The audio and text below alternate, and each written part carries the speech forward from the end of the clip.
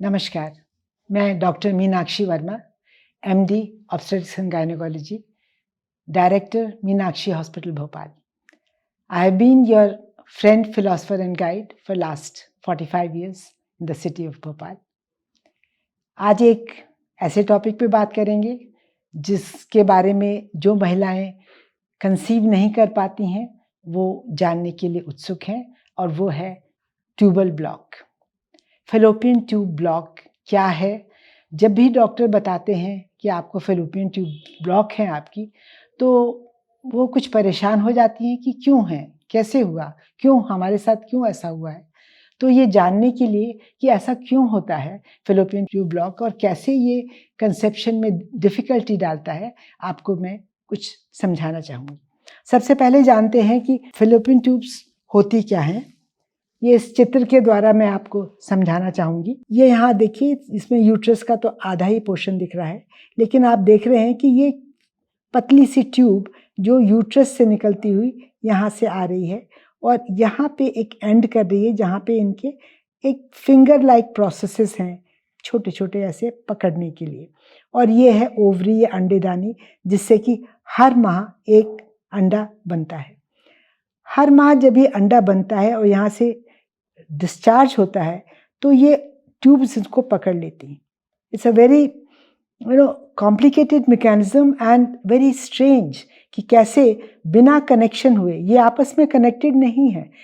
Ovary अलग है, tube are lying free in the peritoneal cavity, लेकिन फिर भी ये एक कीमोटैक्सिस के प्रोसेस से इसको समझ जाते हैं कि ये अब अंडा बन रहा है, ये फूट रहा है, और उसी वक्त उसको पकड़ के ले लेते हैं। उसके बाद ये यहाँ तक इसको यहाँ लेकर आते हैं और इस जगह पे फर्टिलाइजेशन होता है। जो स्पर्म्स हैं वो वजाना से यूट्रस के अंदर आते हैं और यूट्रस से फिर यहाँ ट्रैवल करते हुए ट्यूब के अंदर आते हैं, और ट्यूब में यहाँ पे आपका फर्टिलाइजेशन होता है। फर्टिलाइजेशन के बाद ये धीरे धीरे 5 दिन के अंदर ये फर्टिलाइज ओवम जो है वो यूट्राइन कैविटी के अंदर आ जाता है और फिर यहाँ पे स्थापित हो जाता है। ना ये ट्यूब्स जो हैं इनका फंक्शन बहुत इम्पॉर्टेंट है, और 3 फंक्शन हैं इनके जो बहुत इम्पॉर्टेंट है।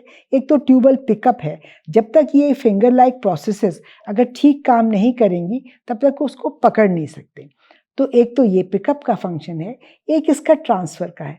ट्रांसफ़र के लिए इसकी पतली पतली जो कुछ मसल्स जो हैं, मांसपेशियां हैं, इसको प्रोपेल करती हैं, और साथ ही इसके अंदर सीलिया होते हैं, बल्कि पतले पतले बाल जो इनको प्रोपेल करके इसको यहाँ भेजते हैं। तो आप ये समझ सकते हैं कि इसका कितना इम्पोर्टेंस है। इस ट्यूब का पूरे प्रोसेस ऑफ कंसेप्शन में इसका बहुत इम्पोर्टेंस है, और अगर इनमें ब्लॉकेज है तो फिर बहुत मुश्किल है कंसेप्शन होना। अब हमें ये जानेंगे कि ब्लॉकेज होता क्यों है। बहुत से कारण हैं।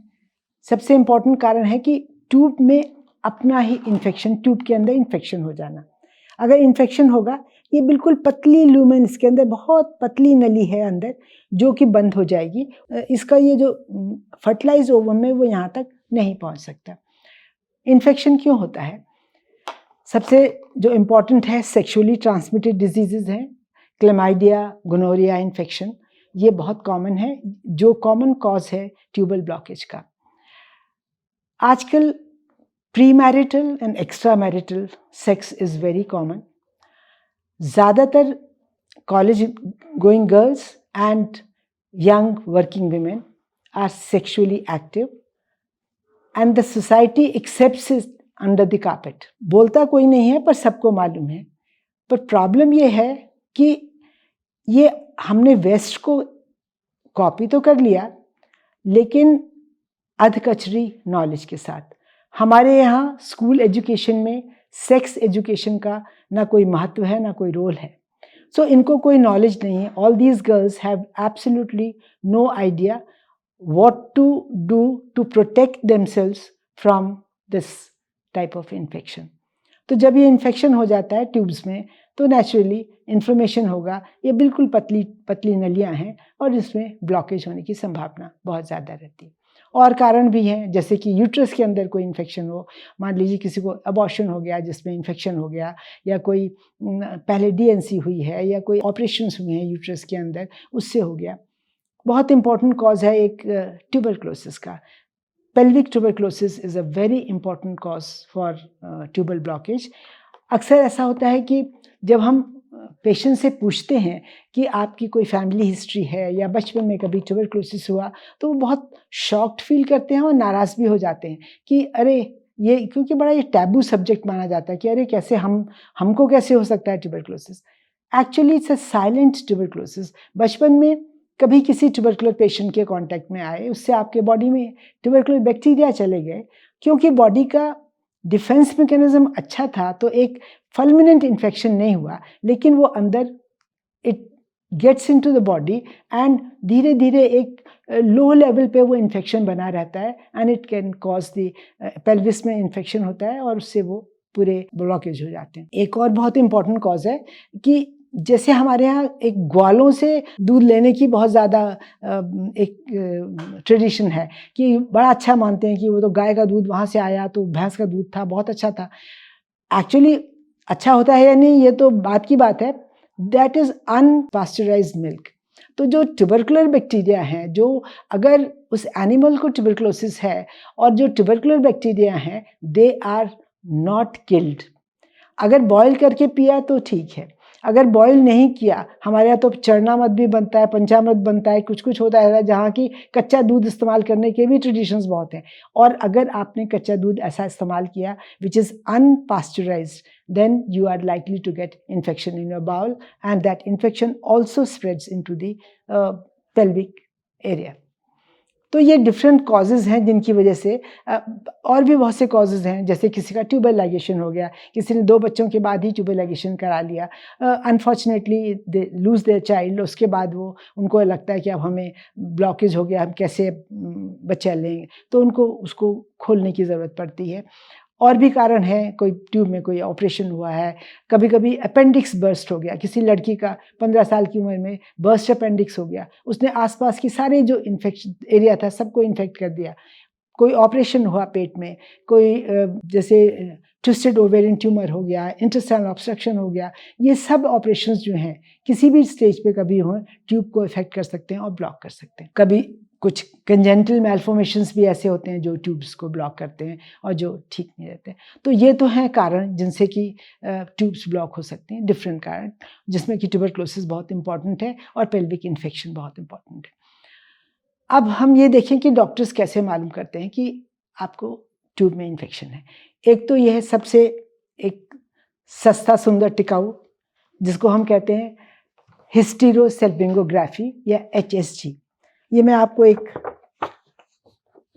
दिखाती हूँ। इसमें ये यूट्रस के अंदर नीचे से वजाइना से हम कुछ डाई इंजेक्ट करते हैं और डाई इंजेक्ट, ये इरोडियोपेक डाई होता है, इंजेक्ट करने से ये यूट्रस में आती है, उसके बाद ये ट्यूब्स में आती है और आप ये देख रहे होंगे पतली पतली ट्यूब्स यहाँ पे, ये सब डाई यहाँ दिख रही है, ये रेडियोपेक डाई है, इसलिए इसको कैच हो जाती है। यहाँ पे आपने देखा पूरे पेट में आ गई और पूरे में ये डिज़ोल्व होके फैल गई। ये बहुत अच्छा प्रोसीजर है लेकिन थोड़ा पेनफुल, यस। कई महिलाएं दूसरों से सुनती हैं कि बहुत पेनफुल है, हम नहीं करवाएंगे।